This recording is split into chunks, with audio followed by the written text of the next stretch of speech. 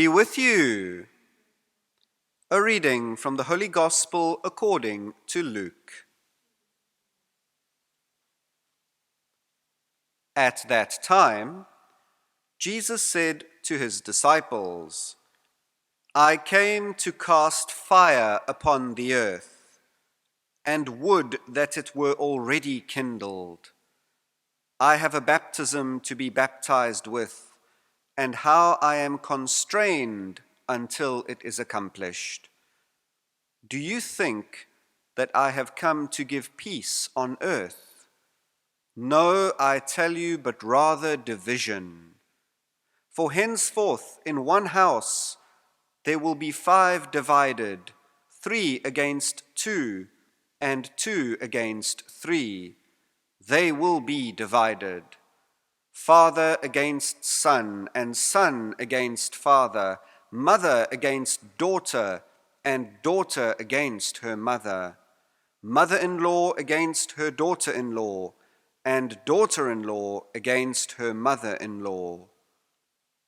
The Gospel of the Lord.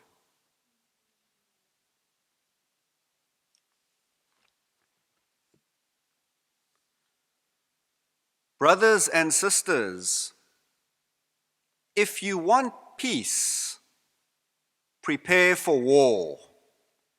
So says a famous Roman general. In today's Gospel, we hear from the Prince of Peace, the one who says, "Peace be with you, my peace I give you." We hear from him a declaration of war. I have come to bring fire. I have come to separate. I have come to cause conflict and division. Dear family, the peace Jesus offers is not the peace that comes with the tolerance or appeasement of sin and evil. It is the peace that comes from choosing good always and fighting for it always. Herein lies the important lesson. Peace always comes at a price. The peace that the Christian faith offers, the peace of Christ, also comes at a price. For if we are engaged, as St. Paul says, in a conflict of cosmic proportions, then we are fighters, we are warriors. We are called to be heralds of the gospel, witnesses throughout the world of a Christ who calls us to action. Neville Chamberlain, some of you may remember, the British Prime Minister that preceded Winston Churchill, thought that through appeasement, through tolerance, he could have peace with Hitler. Chamberlain made a deal with the devil, but Churchill knew that no deals could be honored by evil, that you could not preach tolerance and acceptance towards sin and evil, towards injustice. You must stand up to it. You must fight against it. Churchill knew this, and we must know this too.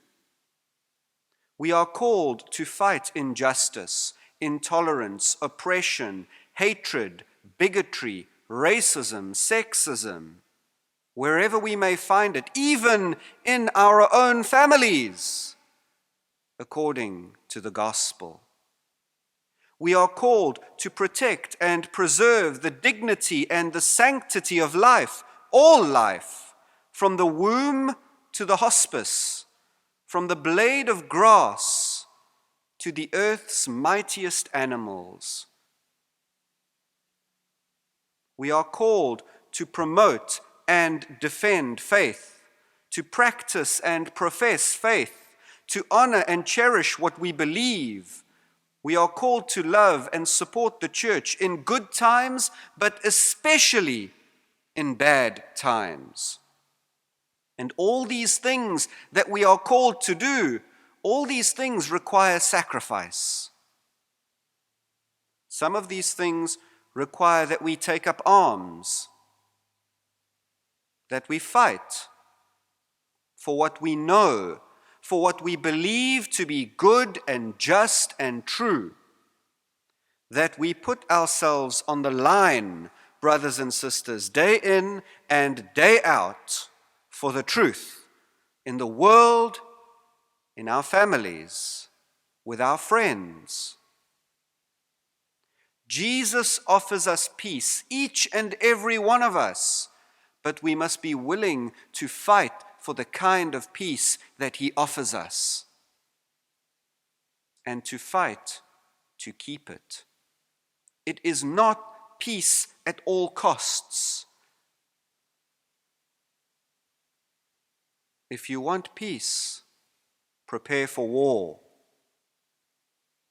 That sums up this gospel quite well. A strange paradox, but I'm sure each and every one of you know by now, if something is truly worth it, then it's worth fighting for. Amen.